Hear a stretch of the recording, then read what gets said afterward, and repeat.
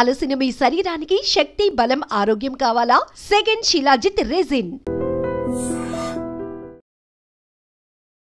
నమస్తే అండి. ఒక రకంగా ఇప్పుడు నేను చెప్పేది పెద్దవాళ్ళకి సంబంధించి. పెద్దవాళ్ళు అంటే అత్తమామలు అయి ఉండొచ్చు, తల్లిదండ్రులు అయి ఉండొచ్చు. అంటే వాళ్ళు మనకు పిల్లలు మనకన్నా ఎంతో వయసులో పెద్దవాళ్ళు, అనుభవంలో పెద్దవాళ్ళు. వాళ్ళు చెప్పడం తప్పు కాదు, కానీ కొన్ని సందర్భాల్లో మరీ అతి చేస్తున్నారేమో అనే విధంగా ఉంటుంది. ఎట్లా అంటే పక్కనున్న వాళ్ళకి అర్థమవుతుంది, అరే వీళ్ళు చేసే తప్పు, పెద్దవాళ్ళైనా సరే ఆ పిల్లకున్న మెచ్యూరిటీ వాళ్ళకి లేదు, వీళ్ళు మరీ ఎక్కువ ఫోర్స్ చేస్తున్నారేమో ఒకే విషయంలో, వాళ్ళ కోడల్ని అవ్వచ్చు, కూతుర్నే అవ్వచ్చు అని చెప్పి అనిపిస్తూ ఉంటుంది. ఎందుకంటే పెద్దవాళ్ళు అని అంటే ఎంతో చిన్నపిల్లలకే ఎంతో మెచ్యూరిటీ వస్తుంది కొన్ని విషయాల్లో. అలా ఎందుకు ఫోర్స్ చేస్తున్నారంటారంటే, నేను అత్తను కాబట్టి నా పెత్తనం అంతా చూపియాలి అనే ఒక ధోరణి తెలీదు, లేదంటే నేను నీ తల్లిని, నాకు అన్ని తెలుసు, నేను చెప్పింది నువ్వు వినాలి అనే ఒక ఫీలింగ్ అయి ఉండొచ్చు. ఇది ఎక్కువగా చూస్తున్నాం ప్రస్తుతం.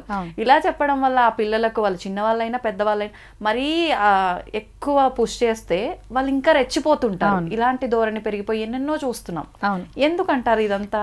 ఒక ఫ్యామిలీ కౌన్సిలర్ గా, ఒక ఉమెన్ కౌన్సిలర్ గా కొన్ని కేసెస్ లో చాలా మంది ఈ మధ్య వింటున్నది ఏంటంటే విచిత్రమైన పరిస్థితి. ఈ పర్టికులర్ ఇప్పుడు ఎవరైతే కొంచెం 30s లో 40s లో ఉన్న వాళ్ళు ఎవరైతే ఉన్నారో, అమ్మాయిలు అబ్బాయిలు ఇద్దరు కూడాను ఈ ఒక జనరేషనే ఆటి తల్లిదండ్రులు చెప్పినట్టు విన్నారు, ఇటు పెళ్లిళ్ళైన తర్వాత అత్తగారు మామగారు చెప్పినట్టు విన్నారు, ఇప్పుడు వస్తున్న పిల్లలు తగినట్టు వింటున్నారు, ఉద్యోగాల్లో చేసినప్పుడు బాసులతో చెప్పినట్టు విన్నారు, నాయకులు ఏవి చేస్తే అవి వింటున్నారు. అంటే ఓ పర్టికులర్ జనరేషన్ పాపం వాళ్ళు పూర్తిగా అన్ని రకాలుగా బలయ్యారు. అంటే ఈ లేట్ 70s 80s లో పుట్టిన వాళ్ళు వీళ్ళు ఈ జనరేషన్ ఇంకా లాస్ట్. వీళ్ళు అందరి మాట విన్నారు, అందరి ప్రెషర్స్ కి లోన్ అయ్యారు, అందరి బాగోగులు వీళ్ళే ఆలోచించారు, అందరి కోసం ఉంటున్నారు. ఎందుకంటే అమ్మా నాన్న మాటకి ఎదురు చెప్పకపోవడం ఒక వయసు వరకు, ఆ తర్వాత పెళ్లిళ్ళు అయిన తర్వాత అయ్యో అటు ఎదురు చెప్పకూడదు, బాగోదని అటువైపు, ఈ లోపలనే వీళ్ళకి ఏం కావాలో ఏంటో చేసుకునే లోపల మళ్ళీ పిల్లలు వచ్చేసి అయ్యో పిల్లలు ఇప్పుడు మన మాట వినట్లేదని వీళ్ళు, అటు తల్లిదండ్రులు ఇటు అత్తగారు మామగారు వాళ్ళు పెద్దవాళ్ళు అయిన తర్వాత వాళ్ళని హర్ట్ చేయకూడదని మళ్ళీ ఇంకా అసలు జనరేషన్ మొత్తం కూడాను వింటూనే మొత్తం నలిగిపోయారు. అంటే ఈ మాట చెప్పినప్పుడు చాలా మంది కనెక్ట్ అవ్వగలుగుతారు, ఎందుకంటే పాపం చాలా మంది ఎక్స్ప్రెస్ చేస్తారు, బాధితులు ఉన్నారు. అయితే ఏంటంటే ఇది ఒక జనరేషన్, పాపం వీళ్ళు ఏదో ముక్కి ములికి ఏదో నావా నడుపుతూ ఉన్నారు. ప్రాబ్లం ఏమవుతుంది అంటే ఇంకొంచెం తర్వాత జనరేషన్, అంటే ఆ నెక్స్ట్ ఒక 5 ఏళ్ళు 10 ఏళ్ళకి వచ్చిన వాళ్ళు, అంటే ఇప్పుడు ప్రస్తుతం కొత్తగా ఒక 5 ఏళ్ల క్రితమో 4 ఏళ్ల క్రితమో కోడళ్ళుగా అట్లా అయిన వాళ్ళు సంగతి చూస్తే, ఇప్పుడు వీళ్ళ అమ్మలు కానీ వీళ్ళ అత్తగారులు కానీ వాళ్ళు ఏ ఏజ్లో ఉంటారంటే ఇంకా వాళ్ళు జస్ట్ లేట్ 40s లోనే ఎర్లీ 50s లోనే ఉంటారు. అంటే వాళ్ళు ఇమీడియట్గా ఇప్పుడు కొడుకు పెళ్లి చేసాం కాబట్టో లేకపోతే కూతురు పెళ్లి చేసాం కాబట్టో కృష్ణారామ అనేసుకొని సడన్గా ఇప్పుడు అమ్మవార్లని అయ్యవార్లని అందరినీ పూజ గదిలో తీసుకురాగలిగేంత పెద్ద వయసు కాదు వాళ్ళది. అలా అని వీళ్ళు ఇప్పుడు ఉద్యోగాలు చేసిన వాళ్ళు, లేకపోతే ఉద్యోగం కొన్ని సంవత్సరాలు చేసి ఇంకా చాలే ఇప్పుడు నీ హెల్త్ పరంగా చాలు అని అనుకుని ఆగిన వాళ్ళు, లేదా రిటైర్ అయిపోయి ఉన్న వాళ్ళు, ఎర్లీ రిటైర్మెంట్ తీసుకున్న వాళ్ళు, లేకపోతే ఏమైనా ప్రైవేట్ ఉద్యోగాలు చేసి ఇంకా చాలా పిల్లలు సెటిల్ అయ్యారు కదా అని ఆగిన వాళ్ళు, ఇలాంటి వాళ్ళు ఉంటారు. అంటే ఎందుకు చెప్తున్నాను, వీళ్ళ లేట్ మిడిల్ ఏజెస్లో కూడా వీళ్ళు లేట్ దీంట్లో ఉన్నారు. అంటే పెద్దవాళ్ళు అంటే వృద్ధులు అవ్వాల, వీళ్ళు ఇంకా పెద్ద వయసు వాళ్ళు మనకన్నా పెద్ద అంతే అక్కడ వాళ్ళు పెద్దవాళ్ళు అయిపోవాలి, వృద్ధులైతే ఒక రకం, అది వాళ్ళు ఆటోమేటిక్గా వాళ్ళకి చాలా వరకు ఫిజికల్గా కూడా డౌన్ అయిపోయి ఉంటారు, ఎంతలే అన్నట్టు కొంచెం మొబిలిటీ తక్కువ ఉంటుంది. ఎప్పుడైతే మరి మొబిలిటీ తక్కువ ఉంటుందో చాలా వాటిలో మన తలకైతే ఉద్దోర్చం. ఇప్పుడు అక్కడ ఏదో గొడవ అవుతుంది అనుకోండి, నేను లేచి ఎడగలితే ఏమవుతుందో ఉత్సుకుతుంటుంది, లేస్తే మోకాళ్ళ నొప్పులు ఎందుకు వచ్చిందిరా అనుకున్నప్పుడు నాకు గొడవ వచ్చారా కానీ నేను ఇక్కడే కూర్చుంటాం మనం. సో వృద్ధులైతే అదొక రకం, కనీసం ఇటు క్యూరియాసిటీ ఉంటుంది, చేరిపోవాలని ఉంటుంది. ఇలాంటి వాళ్ళు ఏమవుతుందంటే కొంచెం చాలా ప్రాబ్లమ్స్ ఇళ్లలో వస్తున్నాయి. ఎందుకంటే వీళ్ళు ఇటు కొడుకు కోడళ్ళ జీవితాల్లోనూ ఇంటర్ఫియర్ అవుతారు, కూతురు అల్లుళ్ళ జీవితాల్లోనూ ఇంటర్ఫియర్ అవుతారు, మనవడు మనవరాళ్ళని ఎలా పెంచాలనో చెప్తారు, రాజకీయాలు ఎలా కావాలో చెప్తారు, సొసైటీ ఎలా ఉండాలనో చెప్తారు, అన్ని వీళ్ళు చెప్పేస్తుంటారు. ఎవడు మా మాట వినట్లేదని ఫ్రస్ట్రేట్ అయిపోతుంటారు, మళ్ళీ అందరి ఫ్రస్ట్రేషన్ అందరి మీద చూపిస్తూ ఉంటారు. సో వాళ్ళకి మనశ్శాంతి ఉండడం లేదు. అలానే కాదు మీరేమి చెయ్యొద్దు, ఏమి చేయొద్దని మరి ఏం చేయాలి? అదే కదా, ఉద్యోగాలు చేయగలిగినంత వాళ్ళు ఉద్యోగాలు చేసాము, ఇల్లు చూసుకోగలిగినంత చూసుకోగలిగాం, పిల్లల్ని పెంచగలిగినంత పెంచగలిగాం. ఇప్పుడు సడన్ గా మీరు ఏం చేయదండి, ఏం చేస్తారు వాళ్ళు? ఉత్తగా పొద్దున పెట్టి రిమోట్ పెట్టుకొని టీవీ సీరియల్స్ అబ్బబ్బా టీవీ సీరియల్స్ చూస్తున్నారంటారు, మళ్ళీ అలానే విసుకుంటారు. మరి వీళ్ళు ఏం చేయాలి? వాళ్ళని అంటం ఈజీనే, కానీ మరి వాళ్ళ ప్రశ్నకు సమాధానం ఏంటి?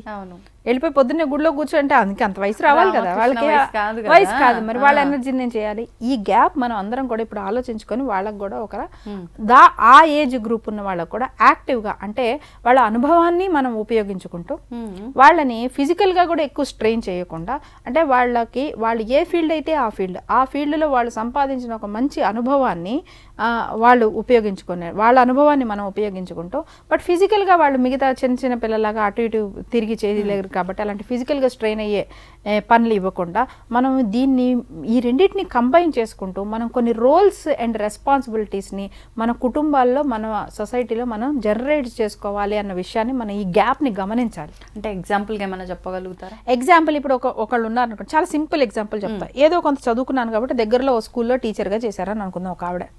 ఓకే, ఆవిడకి 40-45 ఏళ్ళు పిల్లలిద్దరు వచ్చేంత వరకు చేశారని అనుకుందాం. ఇప్పుడు పిల్లలు పెళ్ళిళ్ళు అయిపోయినాయి, ఒక 5 ఏళ్ళు అయింది 6 ఏళ్ళు అయింది, ప్రస్తుతానికి ఆవిడ 52-53లో ఉన్నారు. ఇప్పుడు ఆవిడ మళ్ళీ బాక్సులు అవి కట్టుకొని వెళ్ళిపోయి స్కూల్లో టీచర్గాను చేయలేరు. ఎందుకంటే 52 ఏళ్ళ వయసు ఉన్న టీచరు వచ్చి పాఠాలు చెప్తే పిల్లలు కంట్రోల్లో ఉండరు, వినరు వాళ్ళకు కూడాను. సో వాళ్ళని ఎవరు పెద్దగా ఉద్యోగాలను తీసుకోరని అనుకుందాం. లేదు ప్రైవేట్ ఉద్యోగం చేశారు, ఇప్పుడు ప్రస్తుతానికి ఏమీ లేదని అనుకుందాం. ఇప్పుడు ఇలాంటి వాళ్ళు ఉన్నారనుకుందాం, వీళ్ళకి అనుభవం ఉంది కానీ ఫిజికల్గా వాళ్ళంతా రెడీగా లేరు. ఇప్పుడు స్కూల్లో వాళ్ళు కూడాను ఒక అకాడమిక్ హెడ్స్ను, అకాడమిక్ కోఆర్డినేటర్స్ను, లేకపోతే అచ్చంగా చదువులో కొంచెం వెనకబడ్డ పిల్లల్ని వాళ్ళని ప్రత్యేకంగా షార్ప్ చేసి వాళ్ళని కొంచెం ముందుకు తీసుకురావడానికి ప్రత్యేకంగా ఒక టీమ్ ఆఫ్ టీచర్స్ పనిచేయాలి అని అనుకుంటే వాళ్ళకి ఎలా వీళ్ళు అర్థవంతమే ఎలాగ చెప్పేవే, లేకపోతే ట్యూషన్ సెంటర్స్ గైడెన్స్ ఇలాను, లేకపోతే సిలబస్ క్యూరేట్ చేసేటప్పుడు హోలిస్టిక్గా వాళ్ళ డెవలప్మెంట్ ఉండటానికి ఉండేలాంటి వాళ్ళను ఇప్పుడు వీళ్ళ పాఠాలు అంటే టీచింగ్ తాలూకు వీళ్ళ జ్ఞానాన్ని ఆ ఫ్రేమ్ చేసే వర్క్లో వీళ్ళని వాడుకోవచ్చు కదా. స్కూల్ పర్టికులర్గా ఈ పర్టికులర్ ఏజ్ గ్రూప్లో వాళ్ళే, ఎందుకంటే వాళ్ళు కూడా యంగ్ టీచర్స్ని తీసుకున్నారు కానీ వీళ్ళకి ఉంటుంది. నేను చాలా టీచర్ ట్రైనింగ్స్ ఇస్తుంటాను. ఇస్తున్నప్పుడు మేనేజ్మెంట్ ఏమిటో ఒకప్పుడు టీచర్స్లో ఉన్న సిన్సియారిటీ వీళ్ళలో లేదంటారు. ఎందుకంటే యంగ్ జనరేషన్ చకచకా నాకు ఇచ్చావా, వర్క్ చేసావా, నా జీతం పడిందా అన్నట్టు నువ్వు ఇవ్వా పోనీ ఇంకో స్కూల్కి వెళ్ళిపోతా అన్నట్టున్నారు ఇప్పుడు వాళ్ళు కూడాను. అదే ఒకప్పుడు టీచరు తిట్టినా పొట్టినా ఏం చేసినా ఏమనుకున్నా చిచ్చి పెప్ప అనుకున్నా మళ్ళీ అదే స్కూల్లో ఉండేవాడు. ఆ పిల్లాడు అక్కడ ఫస్ట్ క్లాస్లో చేరినప్పటి నుంచి 10th క్లాస్ వెళ్ళేంత వరకు ఆ టీచర్ అక్కడే ఉండేవారు, ఆ పిల్లాడు అక్కడే ఉండేవారు. మొత్తం మైండ్ సెట్ టీచర్కి కూడా తెలిసిపోయేది. ఇప్పుడు ఆ జనరేషన్ లేదు, అది మిస్ అయిపోతున్నాం, కమిట్మెంట్ మిస్ అయిపోతున్నాం అని మేనేజ్మెంట్ కూడా ఇబ్బంది పడుతున్నారు. మరి అలాంటప్పుడు అలా అని మీరు ఆ వయసున్న టీచర్స్ని తీసుకోగలుగుతున్నారంటే తీసుకోండి, ఎందుకంటే మీకు ఆ డే ఈ డే పిచ్చి డే తలకాయ నొప్పి డే ఈ డేలన్నీ చేసుకుంటూ ఉండాలి. దీనికి మీకు మళ్ళీ యంగ్స్టర్స్ ఉండాలి, మళ్ళీ వాళ్ళందరూ రెడీ అవ్వాలి, మీకు అటు ఇటు తిరుగుతూ ఉండాలి, ఆ డేలు ఈ డేలన్నీ చేస్తూ ఉండాలి మీకు. సో మీకు యంగ్స్టర్స్ కావాలి కానీ మీకు ఆ లెవెల్ కమిట్మెంట్ కావాలి. అలాంటప్పుడు మీరు ఈ వయసులో ఉన్న వాళ్ళని కొంతమందిని హైర్ తీసుకొని వీళ్ళ అనుభవ సారాన్ని దాన్ని తీసుకొని ప్రత్యేకంగా ఒక పర్టికులర్ చిల్డ్రన్ ఏవైతే ప్రాబ్లమేటిక్ రకరకాలుగా డిఫరెంట్ ప్రాబ్లమ్స్లో ఉన్న చిల్డ్రన్ వాళ్ళ అనుభవాన్ని వాడుకోవచ్చు కదా. ఇవి ఏ ఎడ్యుకేషనల్ ఇన్స్టిట్యూట్ అయినా ఇది ఒకటే చెప్పడం లేదు, ఇప్పుడు ఎన్నో మనం పేరు ఎత్తకూడదు కానీ ఎన్నో వాటిలో వాళ్ళు చిన్న చిన్న పిల్లలు స్ట్రెస్కి గురై ఇంటర్మీడియట్ పిల్లలు వాళ్ళు చనిపోతున్నారు. ఈ ఏజ్ గ్రూప్ వాళ్ళని పెట్టుకొని వాళ్ళకి రెగ్యులర్గా కౌన్సిలింగ్ వాళ్ళకి ఇస్తూ ఉంటే వాళ్ళని పెద్ద సైకాలజిస్టులు కౌన్సిలర్లు కూడా అక్కర్లేదే, చక్కగా ఇంట్లో ఒక అమ్మమ్మ బామ్మ కూర్చోబెట్టి మాట్లాడితే ఎంత మాట్లాడతారో అలాంటి వాళ్ళు ఇప్పుడు వీళ్ళు కలెక్ట్ చేసే ఫీజులకి వీళ్ళు చేసే దానికి అలాంటి వాళ్ళకి 1 నెలకి వాళ్ళు జీతం ఇవ్వడం అనేది వాళ్ళకి పెద్ద విషయమే కాదు. కానీ ఒక క్యాంపస్లో ఒక పిల్లాడు దూకి చచ్చిపోయాడు అంటే దానికి వచ్చే అపప్రదతో పోలిస్తే వీళ్ళకి ఇచ్చే జీతం రేషియోకి లేనే లేదు కదా. ఇలాంటి వాళ్ళని 2-3 ఒక 2 ఆడవాళ్ళని ఒక 2 మగపిల్లలను పెట్టుకొని ఈ కాలేజెస్ రన్ చేయకూడదా? ఇప్పుడు నేను ఒక టీచింగ్ అని ఒక చిన్న ఉదాహరణ పట్టుకుంటే మనం ఇంత క్రియేట్ చేయగలిగాం కదా. ఇలా ప్రతి ఫీల్డ్లోనూ ప్రతి విషయాలలోనూ ఇలాగ ఉంటుంది.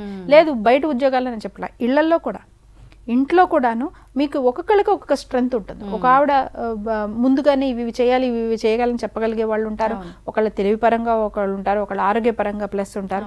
కుటుంబాలు కూడా పెద్ద కుటుంబాలు కూడా ఎవరి స్ట్రెంగ్స్ ఏమున్నాయి వీళ్ళని దేనికి మనం ఎంగేజ్ చేస్తూ ఉండొచ్చు అనేది ఆ నెక్స్ట్ జనరేషన్ కూడా ఆలోచించుకుంటూ ఉండగలిగితే ఇప్పుడు 50+ ఉన్న వాళ్ళు కూడా వాళ్ళ అప్పటి కాలం వంటల్ని ఇప్పుడు చేసి బిజినెస్ చేస్తున్న వాళ్ళు ఉన్నారు, బ్రహ్మాండంగా బిజినెస్ చేస్తున్న వాళ్ళు ఉన్నారు. కొంతమంది కొన్ని చోట్ల కలిసినప్పుడు వాళ్ళ అప్పటి వంటలు అవి చేసుకొని వాళ్ళు హాయిగా బిజినెస్ చేస్తున్నారు వాళ్ళు. సో వాళ్ళ తెలివి ఉపయోగించుకొని వాళ్ళు చేసుకోగలిగిన పరిస్థితి వాళ్ళకు ఉంటే వాళ్ళని ఎంకరేజ్ చేసి వీళ్ళు కూడా చేయగలిగితే, ఎందుకంటే మీకు ఎనర్జీ ఉన్నప్పుడు ఎనర్జీని సరిగ్గా ఫోకస్ చేయకపోతే అది ఎటు పడితే అటు వచ్చేస్తుంది. అంతే. నీళ్లు ఉన్నాయి, ట్యాంక్ నీళ్లు ఉన్నాయి, నేను ఇటు పోస్తే అది ఇటు వెళ్తుంది, లేదు మొత్తం బోర్లించేసాను అనుకోండి ఎటు పడితే అటు వెళ్ళిపోతుంది. సో మీ ఇంట్లో ఉన్న మిడిల్ ఏజ్ అంటే మిడిల్ ఏజ్లో అప్పర్ ఎండ్లో ఉన్న తల్లిదండ్రులకి అనుభవం ఉంది, తెలివితేటలు ఉంది, ఒకటే చోట కూర్చొని నోరు మూసుకొని కూర్చొని అంటే కూర్చోగలిగే పరిస్థితి కాదు. ఈగోలు ఉంటాయి, నాకు ఎప్పుడు గౌరవం ఇస్తారు, ఎప్పుడు ఇవ్వటం లేదని చాలా ఎమోషనల్ థింగ్స్ ఉంటాయి, ఇవన్నీ వాళ్ళకు ఉంటాయి. కొన్ని ఆరోగ్య సమస్యలు ఉంటాయి. ఇవన్నీ ఉంటున్నప్పుడు అందరూ కూడా అంటే అట్ ద సేమ్ టైం పిల్లలు అలాంటివి ఏమైనా ఆలోచించి మీరు చేయగలుగుతున్నప్పుడు అవి మీరు కూడా ఆహ్వానించి తీసుకోగలిగే ఓపెన్ మైండెడ్నెస్ పెద్దవాళ్ళకు కూడా ఉండాలి.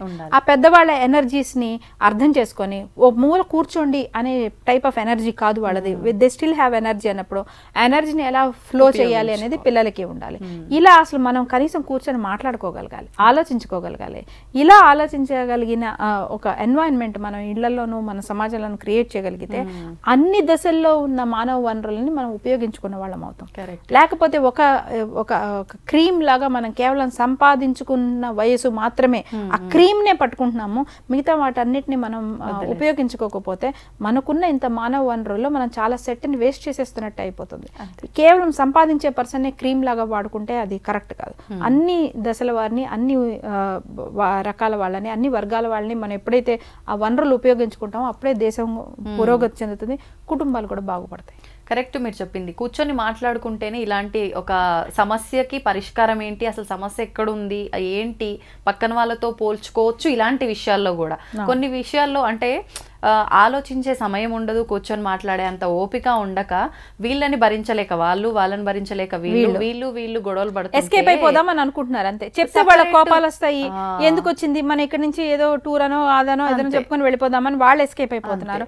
అమ్మ ఉంటే వీళ్ళు ఏదో ఒకటి చెప్తారు, అందుకని మనం బయట ఫంక్షన్ అనో ఉద్యోగం అని వెళ్ళిపోదామని ఇలా ఒకళ్ళనొకళ్ళని తప్పించుకుంటూ పోతున్నాం. కానీ ఎంతసేపు తప్పించుకుంటాం, ఎంతకాలం తప్పించుకుంటాం మనం. ఒకటి కావాల్సింది ఏంటంటే ఓపెన్ మైండెడ్, ఎమోషనల్ అసెస్మెంట్.